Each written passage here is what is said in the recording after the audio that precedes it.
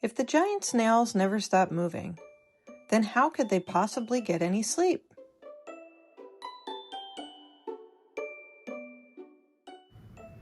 Welcome back to the Chronicles of Mosshollow, a fantasy world of my making, where I tell you the story of this magical place, one sculpture at a time. Every episode, we explore a little more of its history, its creatures, and the folk who call it home. Today we dive into a topic many ponder about. How does a giant snail that never stops moving get any sleep?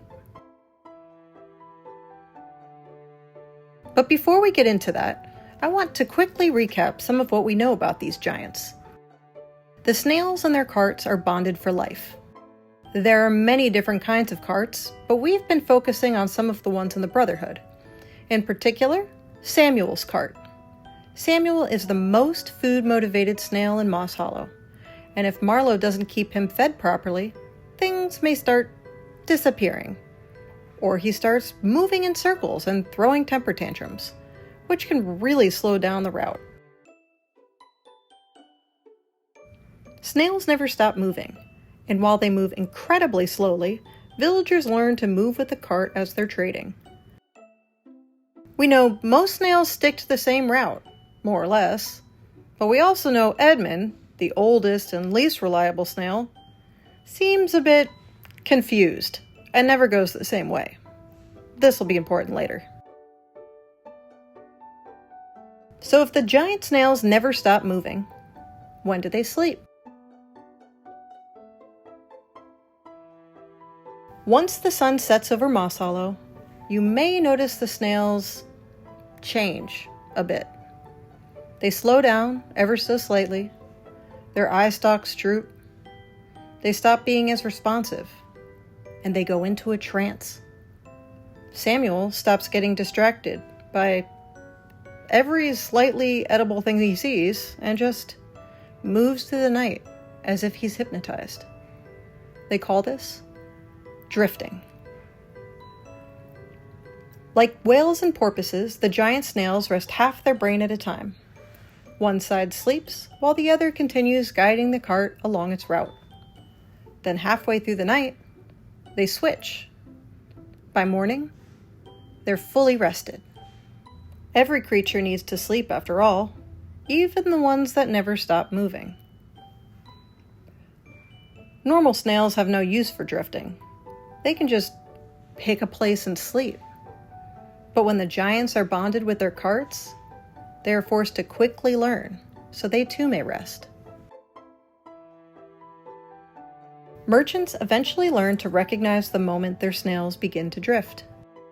Some say their eye stalks droop, others swear their movements sound different, but Marlowe usually knows because Samuel stops looking for food. Marlowe knows that every night he has to wake up between drifts to feed Samuel, or he may lose precious time on his route. Once, he tried making a feeder bag, like we have for horses, so that he could sleep through the night. But when he woke up, he realized Samuel had eaten the bag, the food, and had been spinning in circles trying to get the bag of snail cakes from the back of the cart.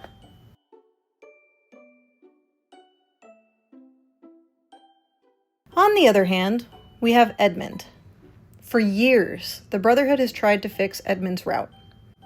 They tried everything they could think of to make him a little more predictable.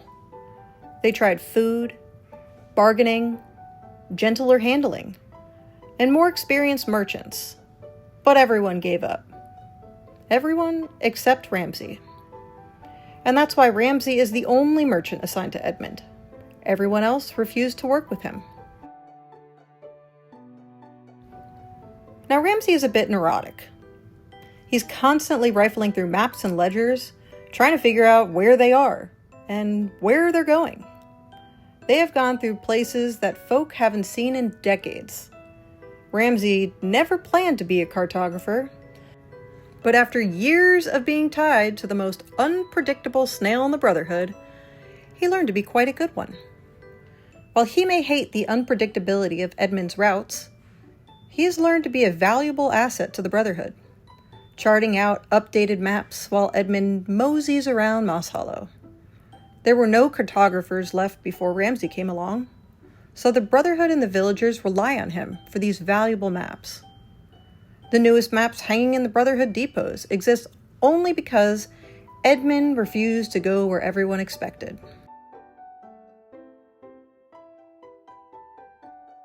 Eventually, the Brotherhood realized Edmund wasn't simply old, he was drifting. All the time. Imagine being in a cart pulled by a snail that's constantly sleepwalking. He doesn't respond, won't bargain, and can't be bribed. He just moves through life, drifting on an unknown path.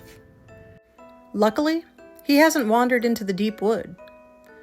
It's full of the wilds, dangerous, feral animals that were pushed there by the Prowlers. No one knows why, but it seems he at least has some sense to stay away from it. Long after villagers are asleep, while the snails are drifting and the merchants are getting a well-deserved rest, the Prowlers are hard at work. Drifting leaves both merchants and snails at their most vulnerable. That's one reason why the Prowlers are so important. They lurk deep in Mosshollow, away from the villages and on the edge of the deep wood. Most folk go their entire lives without seeing a Prowler, and everyone prefers it that way. Seeing a Prowler often means trouble is near, and that strikes fear in the villages. The wolves, cougars, and other predators make up the Prowlers and operate out of the Red River Basin. It was once a thriving river village at the edge of the deep wood. But when the wilds started wandering out of the deep wood, folks fled the village, leaving it abandoned. The beavers dammed up the Red River, and eventually the Prowlers started operating out of there. Its abandoned buildings made the perfect place to establish a watch over the edge of the deep wood. Folks stay away from the Red River Basin. It's no longer thought of as a safe place to be.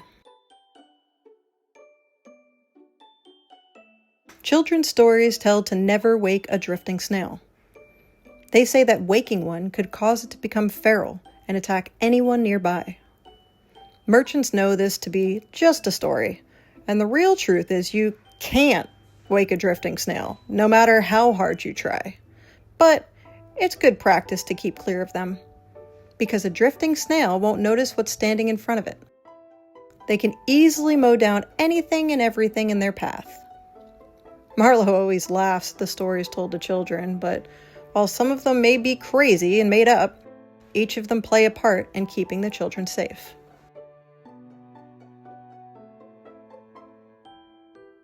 We've talked a lot about giant snails, how they work, and what they do, but we haven't gotten into much about the workings of the merchants who are assigned to them. Next time, we'll take a deeper look into who they are and their part in the Brotherhood. So thank you for joining me.